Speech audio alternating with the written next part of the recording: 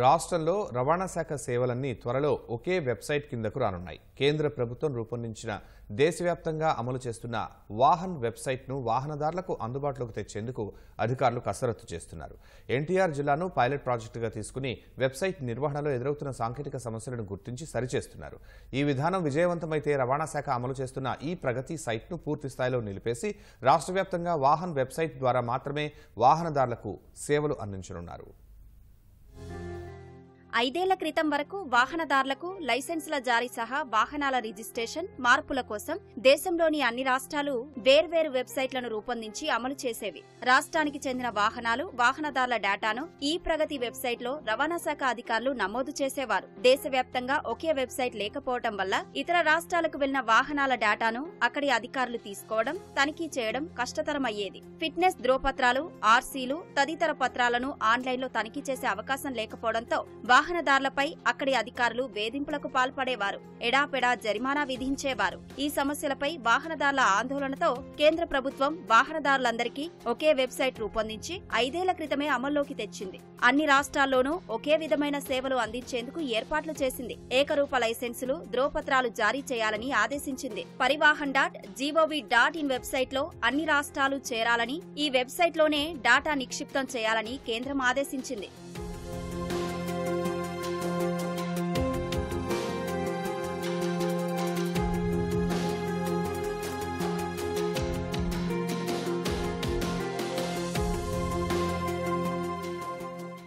రాష్ట్రంలోనూ 2020 నుంచి వాహన్ వెబ్సైట్ ద్వారానే రవాణా సేవలందించడం మొదలుపెట్టారు. ఈ ప్రగతితో పోల్చితే వాహన్ వెబ్సైట్లో డాటా సురక్షితంగా ఉన్నా నమోదు క్లిష్టతరంగా ఉంది. దీనిపై వాహనదారులు, సిబ్బందికి అవగాహన కల్పించి శిక్షణ ఇచ్చి సమస్యను పరిష్కరించాల్సి ఉండగా పట్టించుకోని వైకాపా సర్కార్ ఈ ప్రగతి వెబ్సైట్ ను వినియోగించుకోవాలని ఆదేశించింది. దీంతో వాహనదారులు లైసెన్సుల జారీని 2 వెబ్సైట్లలోనూ నమోదు చేయడం, డాటా బదిలీ చేయడం సిబ్బందికి తలకు మించిన భారంగా మారింది. 2 వెబ్సైట్లలో డాటా నిర్వహణ క్లిష్టంగా మారి గందరగోళంగా మారింది. పైగా ఈ ప్రగతి వెబ్సైట్ కు సర్వీస్ ప్రొవైడర్ గా ఉన్న ఓటీఎస్ఐ అనే సంస్థకు ఏకంగా 18 కోట్ల బకాయి పెట్టిన వైకాపా సర్కారు బకాయిల కోసం చెప్పులరిగేలా తిరిగినా చిల్లి గవ్వ ఇవ్వలేదు. దీంతో సదరు సంస్థ గత మే నెలలో అర్ధాంతరంగా సేవలు నిలిపివేయడంతో ఈ ప్రగతి వెబ్సైట్ ఆగిపోయి రాష్ట్ర వ్యాప్తంగా వాహనదారులు ఇబ్బందులు పడ్డారు. బకాయిలు ఇచ్చేందుకు నిధులు లేని పరిస్థితుల్లో ఉన్నతాధికారులు సదరు సంస్థ ప్రతినిధులను వేడుకుని మరీ సేవలను పునరుద్ధరించాల్సి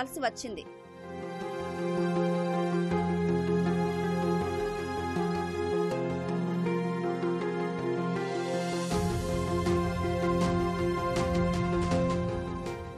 రాష్ట్రంలో అధికారంలోకి వచ్చిన కూటమి ప్రభుత్వం రవాణా శాఖలో నెలకొన్న సమస్య పరిష్కారంపై దృష్టి పెట్టింది. డాటాను 2 వెబ్సైట్లలో నిర్వహించడం వల్ల వస్తున్న ఇబ్బందులను అధికారులు ప్రభుత్వం దృష్టికి తీసుకెళ్లారు. కేంద్ర ప్రభుత్వం అమలు చేస్తున్న వాహన్ వెబ్సైట్ సమర్థంగా ఉన్నా అమలు చేసేందుకు సరైన సాంకేతిక నిపుణులు, సిబ్బంది నియమించకపోవడం వల్ల సమస్యలు వస్తున్నాయని తెలిపారు. దీనివల్లే రాష్ట్ర ప్రభుత్వం కోట్లు వెచ్చించి ఈ ప్రగతి వెబ్సైట్ ను అమలు చేయాల్సి వచ్చిందని తెలిపారు. రెండింటిని అమలు చేయడం సరికాదని నిర్ణయానికి వచ్చిన ప్రభుత్వం ఏదో ఒక వెబ్సైట్ ను మాత్రమే అమలు చేయాలని అధికారులకు స్పష్టం చేసింది. కేంద్ర ప్రభుత్వం తెచ్చిన వాహన్ వెబ్సైట్ అమలుకు ప్రాధాన్యత ఇవ్వాలన్న ఆదేశాలతో వెబ్సైట్ ద్వారా వస్తున్న సమస్య పరిష్కారంపై తొలుత రవాణా శాఖ అధికారులు దృష్టి పెట్టారు. సాంకేతిక నిపుణులను రప్పించి సమస్యలను పరిష్కరించే పనిలో పడ్డారు. రాష్ట్ర వ్యాప్తంగా ఒకేసారి ఈ ప్రగతి వెబ్సైట్ ను నిలిపేస్తే ఇబ్బందులు వస్తాయని గుర్తించి కేవలం ఎన్టీఆర్ జిల్లాలో మాత్రమే ఈ ప్రగతి వెబ్సైట్ ను నిలిపేశారు. ఈ జిల్లాలో వాహనదారుల సేవలన్నింటినీ కేంద్ర ప్రభుత్వం తెచ్చిన వాహన్ వెబ్సైట్ లోనే నమోదు చేస్తున్నారు. 15 రోజుల పాటు ప్రతి అంశాన్ని పరిశీలించి అన్ని సమస్యలకు పరిష్కారాలను కనుగొననున్నారు. అనంతరం దశల వారీగా అన్ని జిల్లాల్లోనూ వాహన్ వెబ్సైట్ ను అందుబాటులోకి తేవాలని నిర్ణయించారు.